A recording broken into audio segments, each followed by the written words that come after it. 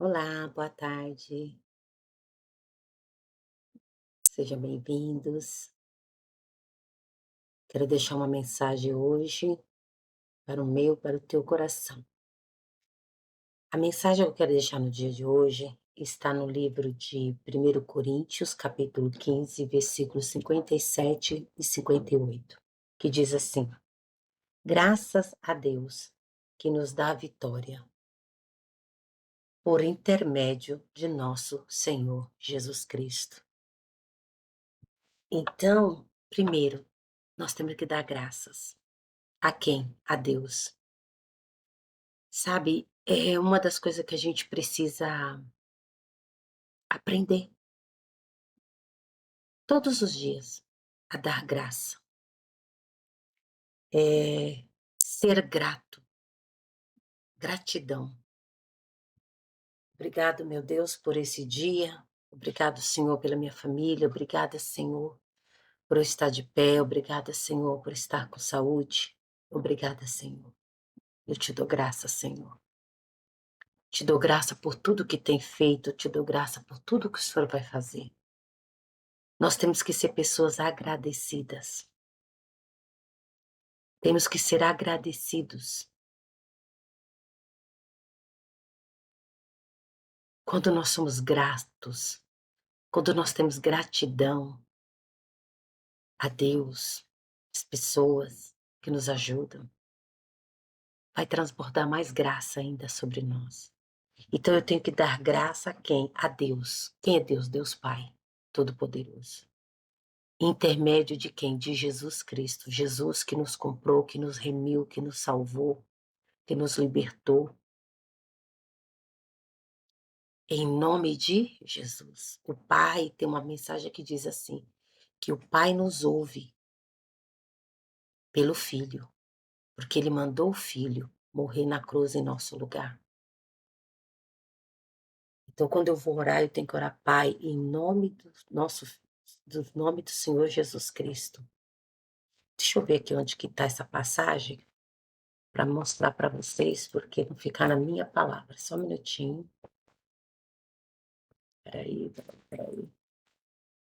eu ver se eu consigo abrir esse computador aqui. Só um minutinho.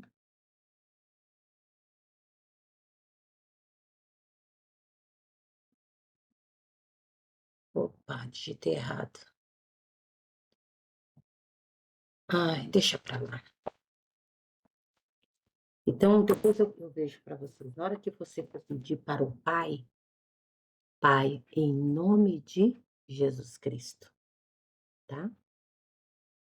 Pai, em nome de Jesus Cristo. Por quê? Porque hoje Deus responde a nossas orações através do seu Filho Jesus. O próprio Senhor Jesus ensinou a orar, Pai nosso que estais no céu. Primeiro ao Pai. Em nome do seu Filho Jesus. Ele diz, por intermédio do nosso Senhor Jesus Cristo. Então eu tenho que dar graça a Deus por intermédio de Jesus Cristo. Então, Senhor, eu te agradeço pela minha vida, pela minha casa, pela minha família, pela vida dos meus filhos, pelo pão de cada dia, pela minha saúde, pela paz interior. Por tudo, Jesus, eu te dou graça nesse dia. E todos os dias eu tenho que aprender a dar graça ao Pai em nome do seu Filho Jesus. Entendeu? Isso tem que ser um hábito seu, porque quando nós somos gratos, nós somos agradecidos, nós transbordamos de bênção, de graça, de tudo, porque somos agradecidos. E diz mais assim: portanto, meus amados irmãos, sede firmes e constantes e sempre abundantes na obra do Senhor, sabendo que no Senhor o vosso trabalho não é em vão. Essa palavra Deus falou comigo ontem à noite, na cama. Hoje é dia 29 de agosto de 2023, às 14h47. Primeiro, essa palavra nos ensina a ser agradecidos ao Pai em nome de Jesus. Segundo, está pedindo para que nós sejamos pessoas firmes. O que é ser uma pessoa firme? É ser uma pessoa resistente, que não fica de um lado ou do outro. Não, é uma pessoa que tem posição. É uma pessoa forte. É uma pessoa corajosa. É uma pessoa que tem a sua firmeza na sua fé. Ela não fica pulando de galho em galho, de igreja em igreja, não. Ela sabe no que ela crê. Ela sabe quem é o Deus dela. Ela sabe. Ela tem certeza.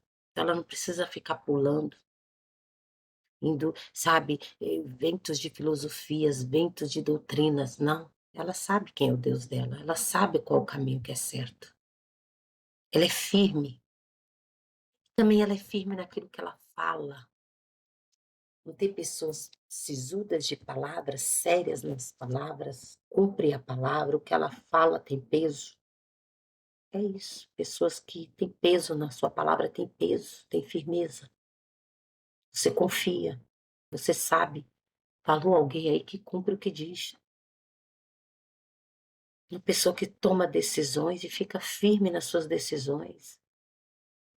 Tem gente que tem que pedir os outros para tomar decisões por ele, não sabe tomar decisões. E Jesus está ensinando isso para a gente, que nós temos que ser pessoas firmes, sabe? Firme nas nossas convicções, firme na nossa fé, firmes, sabe? Na tua posição, na tua palavra, no seu posicionamento, firmes, uma pessoa firme. O que é uma pessoa firme? Ninguém vai tirar ela do lugar, nada vai abalá-la, porque ela está firme, ela tem certeza, ela tem consciência. E a palavra de Deus fala: resistir ao diabo e ele fugirá de vós. Para resistir, você tem que ser uma pessoa firme. Pessoas que não são firmes não vão resistir. Essa firmeza é como a palmeira.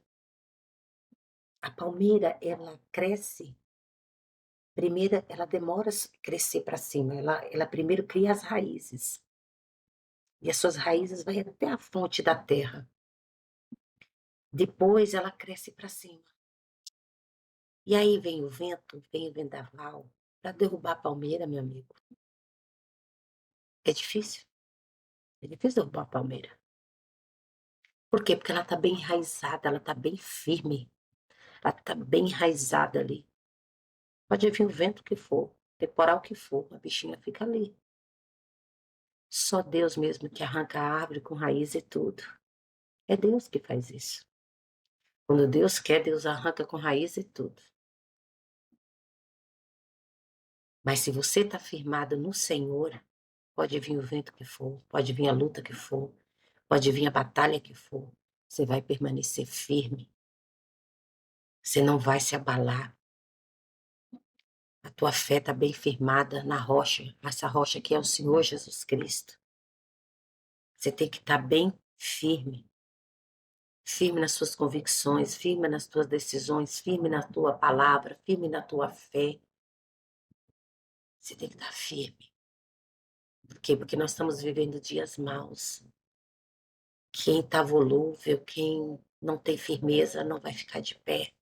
Por isso que a Bíblia diz: aquele que está de pé, cuide para que não caia. Por quê? Porque virão lutas, virão batalhas. E se a gente não estiver enraizado no Senhor, nas palavras do Senhor, naquilo que Ele nos ensinou dentro da Sua palavra, quando vier as tempestades, os vendavais, você vai fraquejar, vai cair. E Jesus não quer que a gente caia, Ele quer que a gente permaneça firme, confiando nele, na palavra dele, na promessa dele. Outra coisa que diz aqui, que nós temos que ser o quê? Pessoas constantes.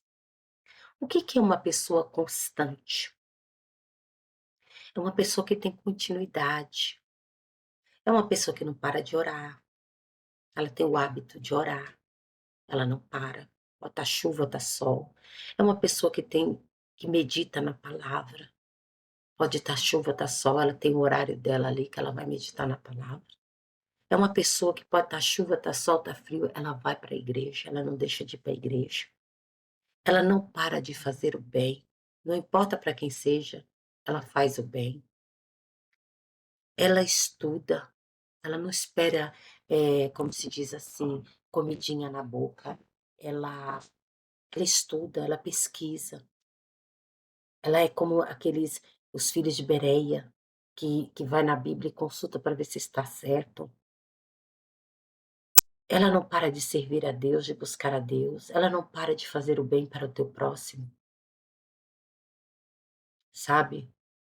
Então, o que que é ser constante? Criar hábitos, né.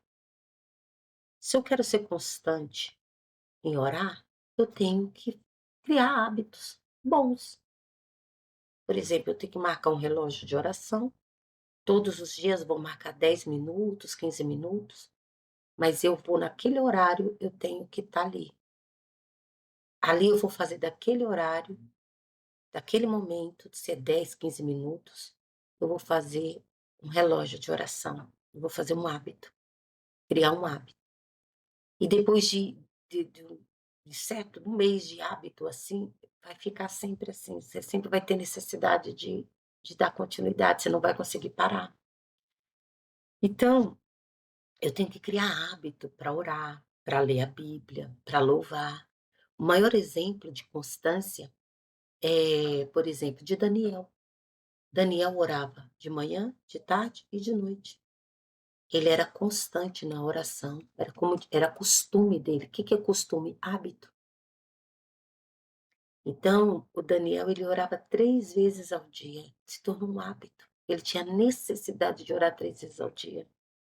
Davi louvava 7 vezes ao dia, então você imagina o tempo todo Davi estava louvando a Deus. Ele fez daquilo o quê? Um hábito.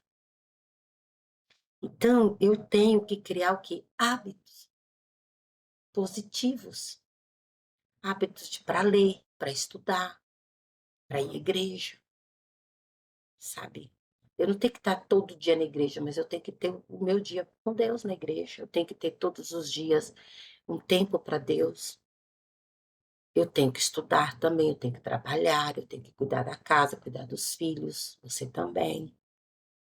O marido tem que sair para trabalhar, para ser o provedor da casa, não é verdade? Todos nós temos compromissos e temos que fazer.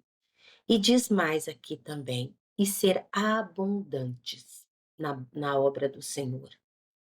Quer dizer, fazer a obra de Deus é só na igreja? Não. Quando você ajuda alguém, quando você auxilia alguém, quando você estende a mão para alguém, você está fazendo a obra de Deus. A obra de Deus se faz em qualquer lugar, aonde você estiver. Você está representando a Cristo e você pode fazer a obra de Deus, fazer o bem para alguém, agir, tomar atitude. Seja uma pessoa de ação, seja uma pessoa de atitude, porque para ser abundante eu tenho que me mover.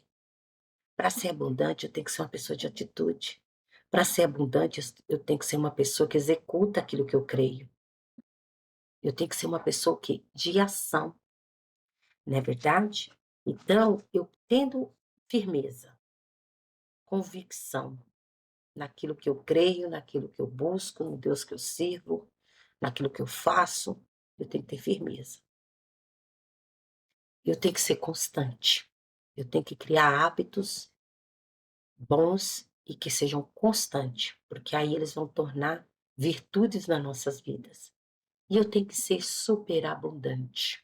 Eu tenho que ser uma pessoa de ação. Para quê? Para transportar. Eu tenho que ser uma pessoa de ação. Um exemplo, a mulher do fluxo de sangue, por exemplo. A mulher do fluxo de sangue, alguém falou de Jesus para ela, falou: "Ó, Jesus cura, Jesus liberta, Jesus libertou lá o paralítico, Jesus curou, Jesus". E ele está passando por aqui. Essa mulher sofria há mais de 12 anos com perca de sangue. Você sabe o que é o sangue? O sangue é a vida. Se você ficar perdendo sangue, o que que acontece? Você fica anêmica, você fica fraca, sem força, você fica debilitado.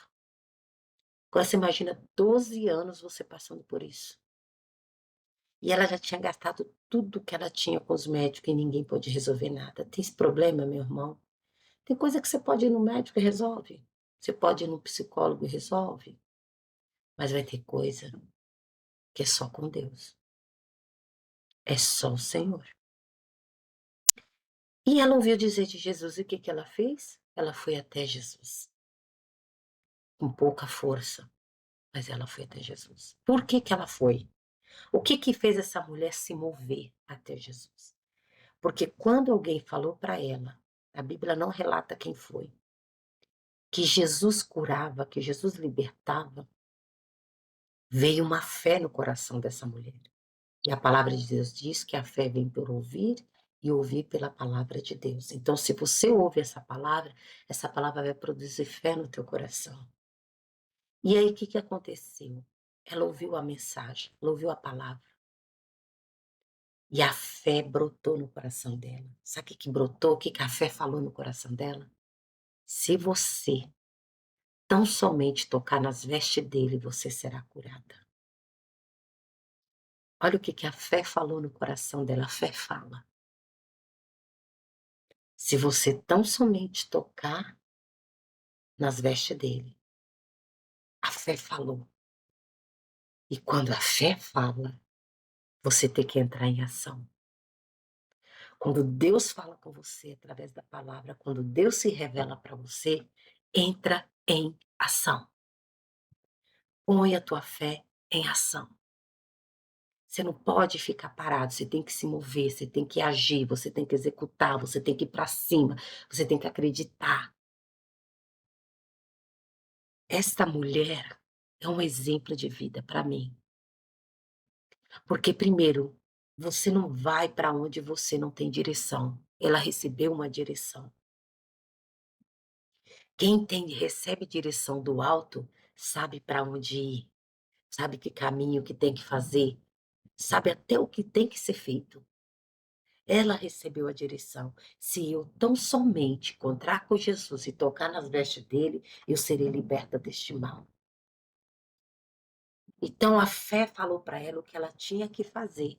Mas quem tinha que fazer era ela. A fé falou. Mas quem tinha que executar, agir e pôr, e andar, e se mover, era ela. E ela foi. Com pouca força, mas ela foi. E ela foi como? De qualquer maneira? Não, ela foi determinando, firme, determinando. Se eu tão somente tocar nas vestes dele, eu serei curada. Se tão somente eu tocar nas vestes dele, eu serei curada. E ela foi caminhando, até que chegou, estava uma multidão de pessoas. E ela, por ela estar naquela situação, era considerada uma pessoa impura. Se as pessoas soubessem que ela estava na impureza, as pessoas expulsariam ela, poderiam até apedrejar ela.